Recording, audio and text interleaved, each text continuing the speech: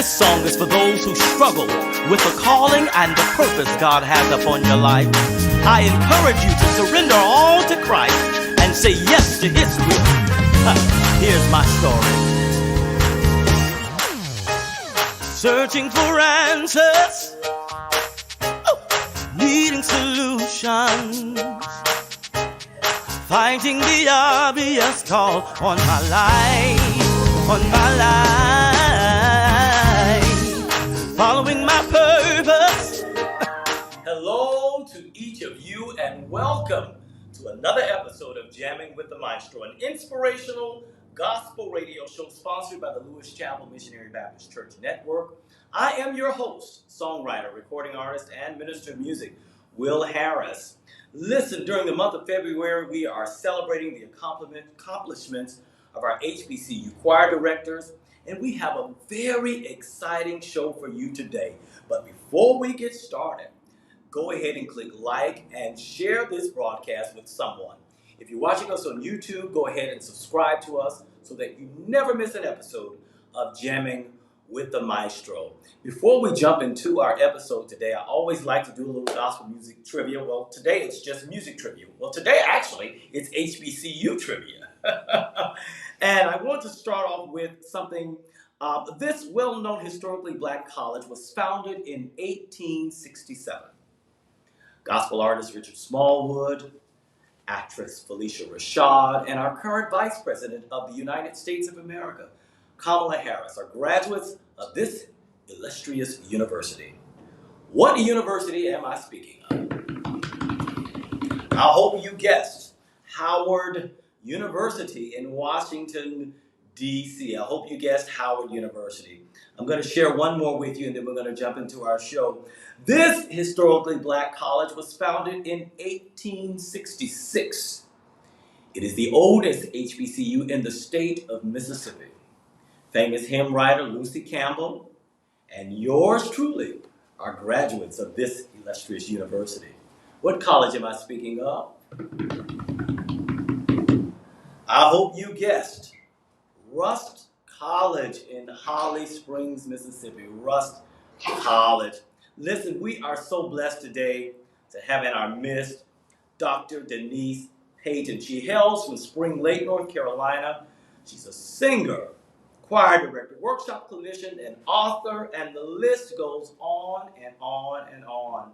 Dr. Payton has studied at North Carolina A&T University, University of North Carolina at Greensboro, Fayetteville State University, Boston University, and Walden University. She is presently the Director of Choral Activities at Fayetteville State University. Will you help me welcome my friend, Dr. Denise Payton? How are you doing, Dr. Payton? I am doing well, and thank you so much for this wonderful opportunity to come and share. Thank you so much. I know it's kind of late. We tape at 8 o'clock at night, and she's had a long day, so I thank you for coming to share with us tonight. It's truly a blessing. Well, you are a blessing to the community, and as I said, you're paying it forward, and I appreciate that very much. Thank you. I want to start off with how I was introduced to you. So when I first moved to this area, I didn't know many people, and I think the very first year I came here, WIDU was having a gospel concert or something, and so one of the very first persons I met was, I believe, Rodney Raines and Michael Ross and,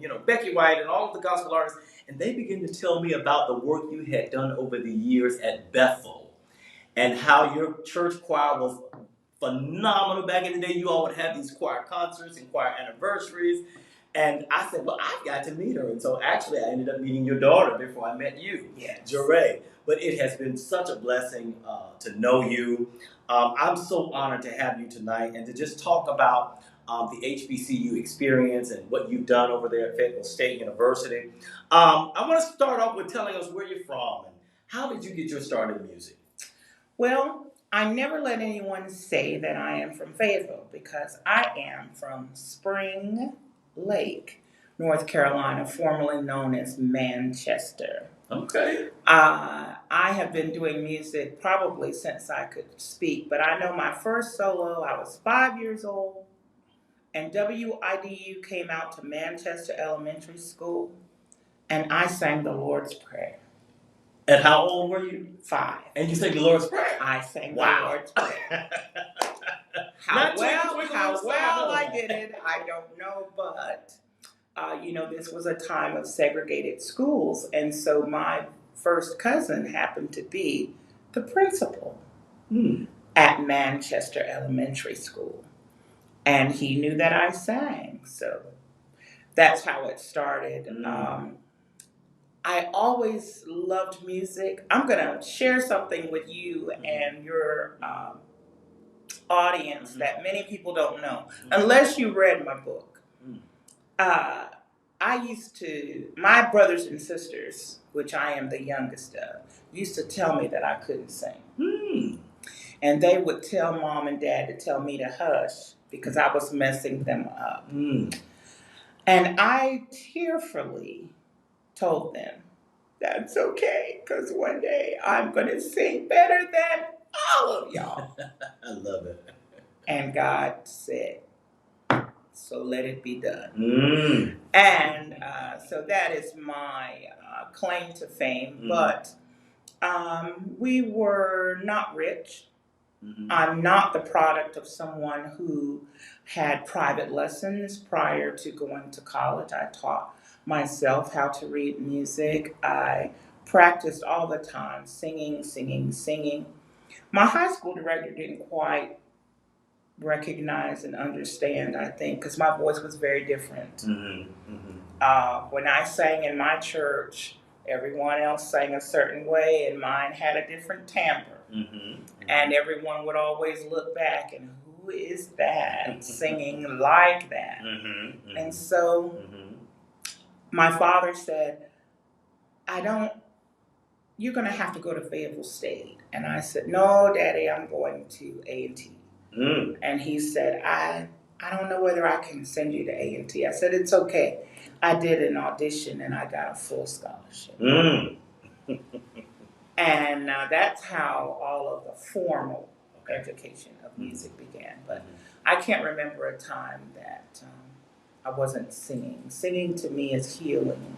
Singing to me, we all have our go-to song, if we're honest about it. And so that's really where it worked. So that was 1975. Wow. When I started at A&T. May I ask you this? Because you had not had formal training, when you got to college, do you feel like you had to work harder? Was it harder for you? Or you just naturally had it and you caught it? The singing was very easy. The theory was not. That's most of our stories, yes. The theory was not. But then whenever I was able to actually learn theory and transfer that to that choral page, then I felt very good. But my freshman year, I was selected to sing the role of the mother in the opera Amal and the Night Visitors. Okay, I'm very familiar. I just had gotten to A&T, and I was Denise Murchison, and I was 17 years old when I went to college. And so, I was kind of the talk of Fraser Hall. That girl came all the way up from this little town, And, so let's just say I had many opportunities, many doors opened, many competitions won. I was like the university soloist, sang for everything, even sang for my commencement. I was the only graduate in the choir. So I'm standing up there in my cap and gown, right by myself, singing "Ride the Chariot." I was going to ask you, what did you sing? Ride the Chariot. At your graduation. Wow. At my yes. So your work speaks for itself. It really does. You are very well known and respected in this community. Every time I turn around, Dr. Payton is lecturing, she's singing somewhere. She's not slowing down, you all. As a classically trained singer and having roots in Black gospel music, has it been challenging to merge those two together? It really has not been challenging to merge them together. The challenge is the perception of your audience. That's where the challenge comes. A lot of people don't realize that as a vocalist, you have several different voices, Mm-hmm. and you have to know which voice to use with which genre. Mm-hmm. And this is one thing that I say, and anyone who's listening knows they've heard me say it before. Mm-hmm. Learn to sing everything, Mm-hmm. so that if someone calls and they need Ave Maria, you can do that. Mm-hmm. But if they want "'Tis So Sweet to Trust in Jesus," you can do that too. Mm-hmm. And then if they need something from an oratorio, you can do that too. Mm-hmm. Now, this is no hit on gospel singers, Mm-hmm. but gospel singers are almost on every corner Mm-hmm. Mm-hmm. that look like us. Mm-hmm. So I'll tell you something. When I go into a church to perform, Mm-hmm. the first thing they think is I'm going to have a tambourine And you're going to sing some and I'm gospel going to songs. sing some gospel. Mm-hmm. And I turn around and "'Tis so sweet to trust in Jesus." Mm-hmm. And they're like, okay, well, what kind of singing is she doing? So I had to learn to appreciate the gift that God gave me. Mm-hmm. It was different, but it was okay that it was different. Absolutely. And I think that that's one of the things I've never tried to fit in. Mm. I can't do the vocal runs Mm-hmm. unless they're written on the music. Mm. If it's handled, Mm-hmm. yeah, Mm-hmm. I can read the notes and I can do that. But I don't try to imitate anyone. I don't try to take anyone's song and sing it like them. I do all of my singing the way I feel it, the way it fits Denise. Mm-hmm. And that goes for popular music, because I sing all genres, Mm-hmm. because I sing for different occasions, weddings and anniversaries, church anniversaries, retirement celebrations, and that calls for so much literature. Mm-hmm. And if you're just hooked into one genre, you can't take those jobs. You can't thrive. So far as presentations, I have done a lot of study in African American music and the beginnings of it, and how it was the foundation for everything that we have today. Mm-hmm. And how many of the genres were not accepted at the time that they appeared, or the time that they came on the scene, because even the rap music that they sing today, it wasn't accepted at first. Mm-hmm. Mm-hmm. But you have to keep going, because change in music is difficult for people. That's true. That is absolutely Change true. is difficult. If we've never done it this way. Mm-hmm. So, and I'm saying, well, just try it. I think you might like it. So I have an open mind when it comes to, but I like to go on a journey. If there's a singer singing for me, I want to be transported with that singer.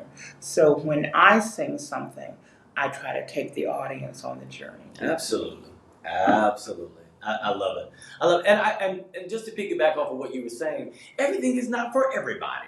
My gift may not, but as long as I'm reaching somebody, it's okay. It's okay. So you stepped into the role of choir director at FSU, filled some pretty large shoes. Dr. Marvin Curtis was wonderful, and you set the bar pretty high, Dr. Payton. As we celebrate Black History Month, let's take a look at the Fayetteville State University Concert Choir performing Way Over in Beulah Land.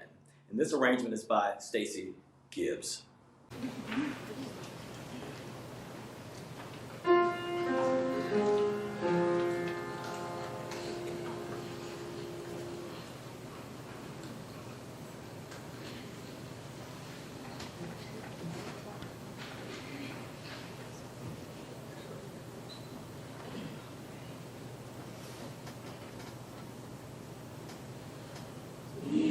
Oh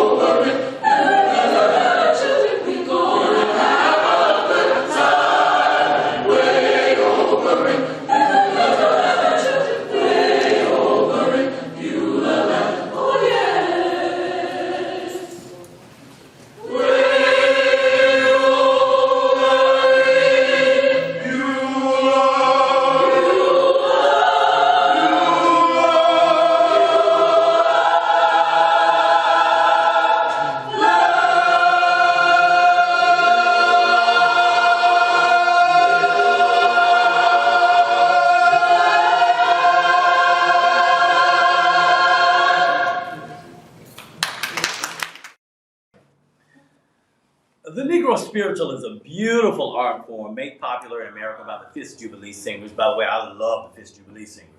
How important is it for you to include spirituals in your choir's repertoire? Well, I'm very adamant about using the spiritual and singing the spiritual, but I go a little back, farther back than Fifth Jubilee Mm-hmm. when I talk about the folk spiritual, Mm-hmm. the ones that were sung out in the fields. Mm-hmm. And how they eventually became the spirituals we sing and work songs to take the monotony out of work. But when we get to the concert arranged spirituals, that's when you get to those jubilees.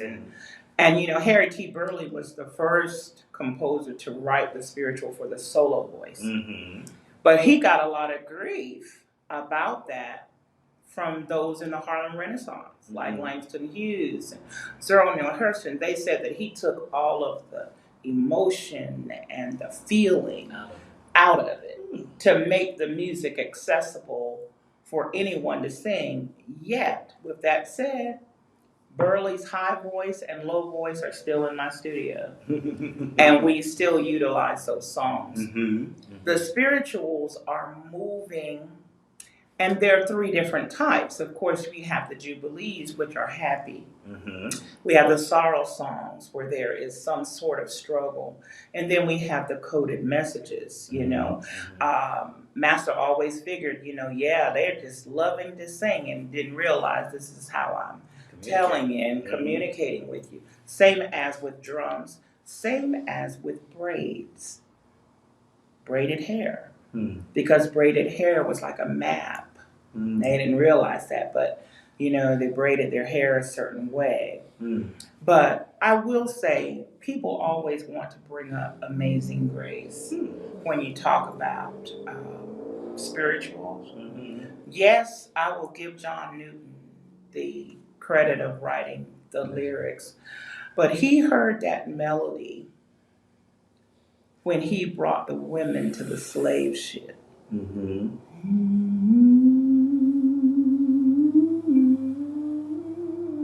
If you look at that song and you look at the music, it says, the arranger, unknown. If you look in your hymn book, it says unknown. So the spiritual has its place. As an HBCU, I am so adamant about doing spirituals because if we don't sing our music, who's going to sing it? Absolutely. Who's going to sing it? And then how many of us, even doesn't matter what race or ethnicity you are, if it's a sorrow song, I'm sure you can emote that. If it's a jubilee, you should be able to emote that. What do I mean by that? I mean taking the audience on this journey. If you're stealing away and you're stealing away to Jesus, somehow or another, I should feel a tugging. So the lyrics of songs are as important as the melody. And I'm always striving for my students. I said, what does it mean? It's difficult for them to voice what it means. And then when I talk about the conditions, then, there's a connection. Fifth Jubilee singers were wonderful, but they had to perform under some very difficult circumstances and being cold and being hungry and people getting sick. But they were able to bring that money back to Fisk and to do what was necessary. So yes, there are an ideal group to do it, but we make sure that the spirituals are a part of the repertoire that is awesome. That is awesome. At FSU. That is awesome. Your children, Jeray and Jared, are both phenomenal artists in their own right. Jeray is classically trained. She's been on several of my albums. Jared has his own choir and directs several choirs here in the city.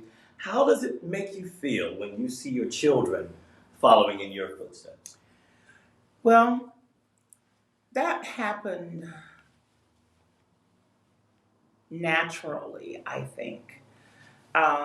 If you would talk to my children, they would say they've been going to choir rehearsal since they cried in the world. I cannot tell you how many laps my children have sat in for me to go up and sing or either direct the choir. Whoever was sitting on the first pew, would you hold my baby? And they would hold my baby. Now that I see their growth and the joy, I can't even put it into words. I am so immensely proud of my children. I did not think that their love for music was going to be like mine, but they do all the genres. You know, they're not stuck in one. Jared is finding his classical voice now, and it's just doing amazing work. Jeray graduated from the School of the Arts, which is the Music Conservatory of North Carolina, and she was the only Black vocal major at that particular time. So I swell with pride. I'm a very proud mother. Beautiful. And I know I share that on social media and everywhere else. And it's something we can do together. When I sing with my children, my heart is just full. You know, the tears are almost ready to roll down because, look, you're doing this with your children. You know, out of all the things that and they can cook too, so you know, and they can maintain and take care of themselves. But music, my tagline for the Payton family is that's a family business. Family business. Love it. Love it. One of the ensembles that you founded at Fayetteville State is a female ensemble called Main Attraction. Tell us about Main Attraction. How did you come up with that? Well, when I got to Fayetteville State, I want to wind back just a little bit, tell you just a little bit of that history. When Dr. Curtis was at Fayetteville State, he utilized me as his soprano soloist. So I traveled to France and Belgium, Canada, sang with the Vancouver Symphony Orchestra, all with Dr. Marvin Curtis. And when Dr. Curtis said, Denise, I am leaving. And I said, no. And he said, but I think you're the best one to take my place. I was teaching at Spring Lake Middle School where I had been since 1990. And this was 2008. And he said, aren't you tired of teaching middle school? And I said, yeah, but I only have 2 years to retire. He says, well, I think you would be the best one to take my place. That's how I got to Fayetteville State. Was by my dear friend Marvin Curtis, who recommended me for the job. Wow. So when I got there, and the kids they knew me already. So I had like 71 kids in choir. And everyone was saying, oh, can you bring them over here to sing? And I said, I've got to make some smaller ensembles because I can't take 70 kids every time, you know, if they're just doing a small reception in the chancellor's dining room or they're just doing this, I need a small group. Well, you know, we're the Broncos, and it's the horse's mane. So I spelled it M-A-N-E, attraction. And I started out Main Attraction, I had 9 girls. But when Main Attraction really came into being, I had 4 to 5 voices that are extraordinary.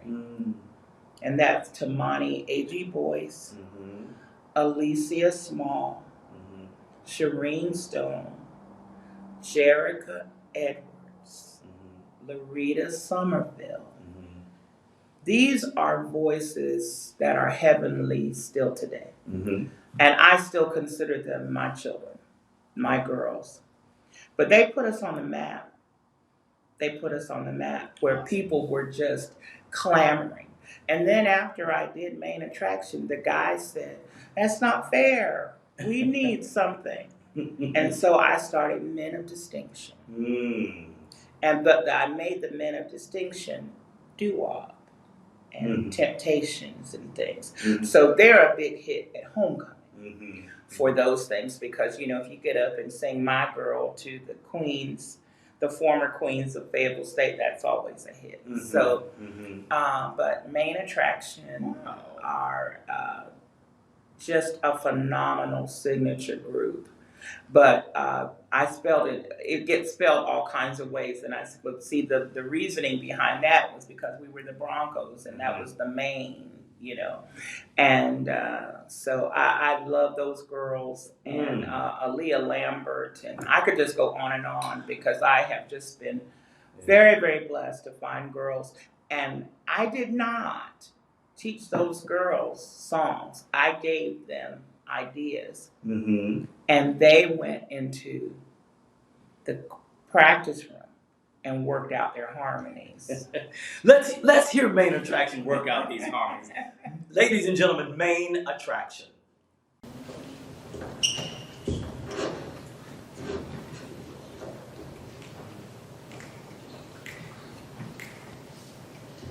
Doo doo doo doo doo doo doo doo doo doo doo doo doo doo doo shadow hell till that's not shadows.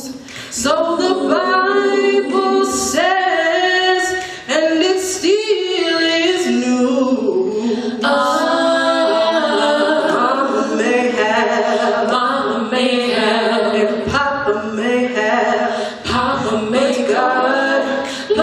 Child that's got his own, that's got his own. Doo doo doo doo doo doo doo doo doo strong. While the weak unspayed, empty pockets don't ever make the grave.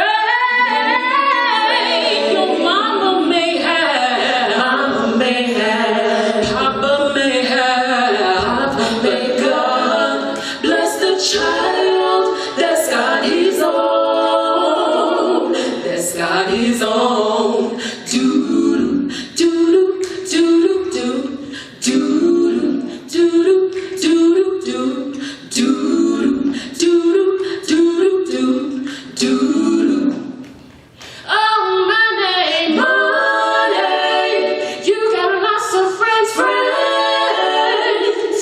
crowding around your door. And when your money's gone and spending it, they don't come around no more.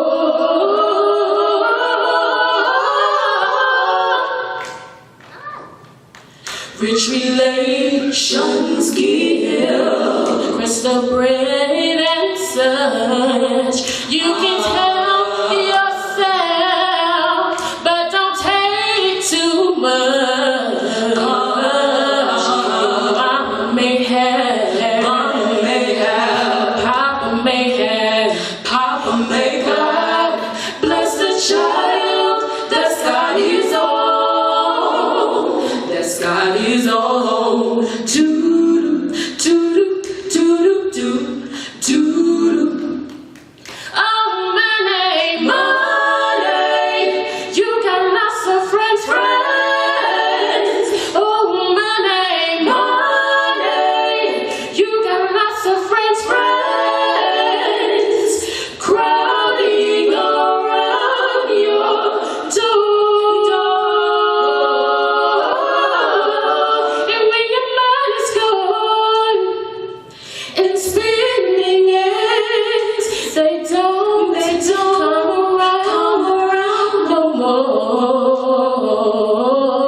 So your mama may have, Papa may have, but God bless the child that's got his own,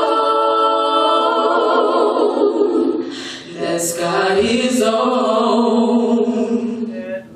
Love it, Main Attraction.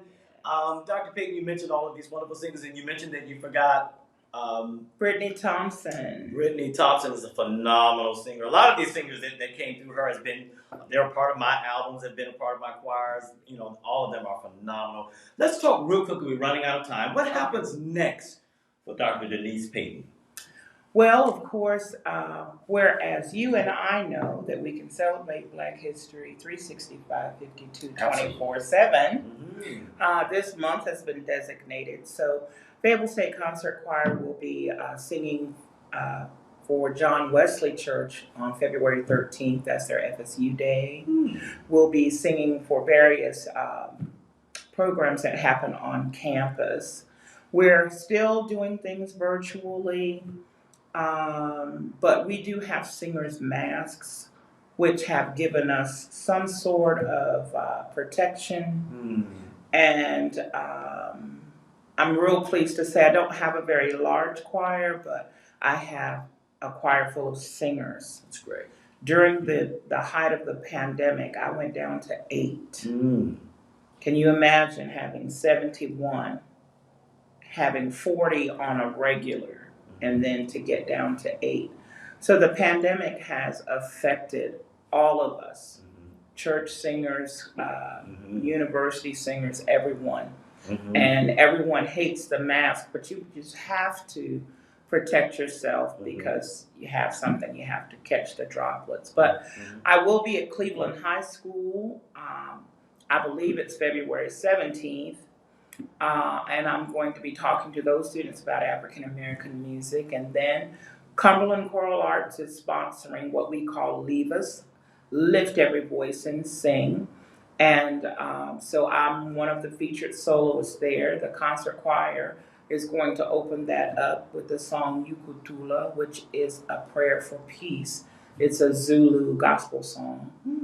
And it's going to feature Corey Leake and Monique Butler McLeod, Brenda Vanderford, some spoken word.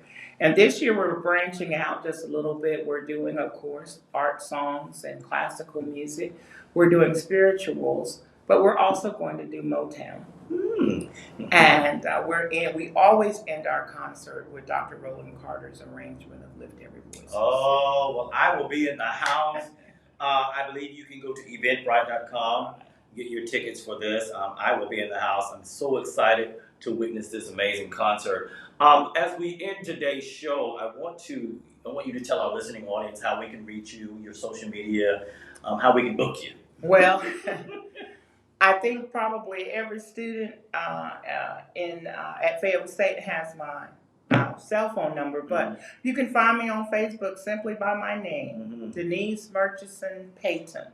If you're interested in Fayetteville State Concert Choir on Facebook, it is Fayetteville State Concert Choir. Instagram is Faye State Concert Choir. And Twitter is at FSU Concert Choir. And my Instagram is Dr._DM Payton, and that's with an A, Payton. But it has been my pleasure. I could sit here all night and talk about music, which I love, and it's healing, and to make music is wonderful. I want to thank you, Will, for inviting me to be one of your first guests for this jamming with the HBCU directors. I happen to be the president of the Intercollegiate Music Association, and so that recognizes HBCUs in South Carolina, North Carolina, Virginia, and in the Maryland area. Nice, wonderful, wonderful. Thank you so much for being here. I mean, I tell you, you've given us so much information, so many nuggets to take back with us. I want to end today's show with a surprise for you. Okay. You don't know what we're getting ready to play, but I want to just showcase one of your beautiful children. Okay. Jeray is a phenomenal singer, and so we're going to end today's show. Jeray, I invited Jeray here a few years ago, and she sang with our Millennium Choir, and she did a very familiar piece, Order My Steps. And so we will end today's show, but before we end today's show, I want to just remind you again that this show is sponsored by the Lewis Chapel Missionary Baptist Church Network, and here at Lewis Chapel, we are unapologetically Christian, and we believe that you belong here. Thank you for watching, and enjoy our Millennium Choir featuring Dr. Payton's daughter, Jeray Payton.